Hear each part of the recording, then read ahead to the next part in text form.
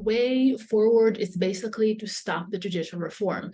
The problem is that Simcha Otman and Yariv Levin, the Minister of Judicial of Law in Israel, are refusing to stop doing that. People in Israel are very much concerned, and people in Israel, I mean the ones who are protesting, they're very much concerned. What will that do to Israeli democracy? Because that could mean, the meaning of that could be that the Israeli parliament could legislate basically any law, and it will be very hard to revoke it. So there is very little belief among concerned citizens who are against the judicial reform that indeed this will stop. So until I believe that concerned Israeli citizens will not see that this is really stopping, they will not stop with the protests. In fact, they are speaking about increasing them and making them even cross legalities.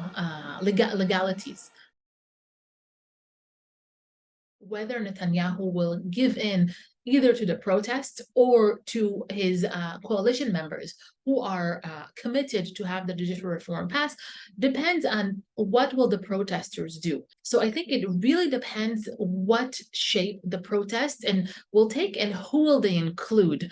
Because right now, as long as the protests are just, people are outside in the street and every Saturday night and are just peacefully protesting, it's not a big deal. But I think that if they will step up to another stage, the next level of refusing either to serve in the army or perhaps even to pay taxes or other things, then I think that this will definitely influence his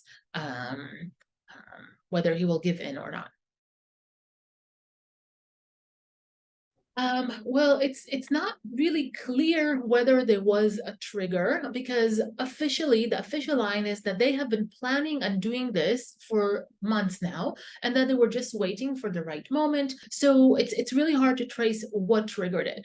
What it is clear is that this is the most right-wing and religious government Israel has seen. And I think that we see this not necessarily in the fact that the army basically invaded Jenin right now with this operation, but in the fact of what they used, the level of artillery, the level of damage to the infrastructure. Right now, Jenin does not have, parts of Jenin do not have running water, do not have electricity, do not have internet. They are over there on the verge of a humanitarian crisis. So this operation, I think, serves a few purposes for this government and for Netanyahu himself in terms of diverging attention. Because again, yes, there are explosive labs in Jenin. There are militants that are active there and that are plotting suicide bombings in Israel. But whether to do it right now and in this magnitude, these are questions that have to do with the current political climate in Israel that definitely influence them in doing so. Yesterday, it was a game changer. They also went to the port in HAIFA and protested there, and they are talking right now about upscaling the protests. So people who are believing in the protest are looking at this Jenin raid and are asking exactly our questions. Why now? Why to this magnitude? Is it really necessary?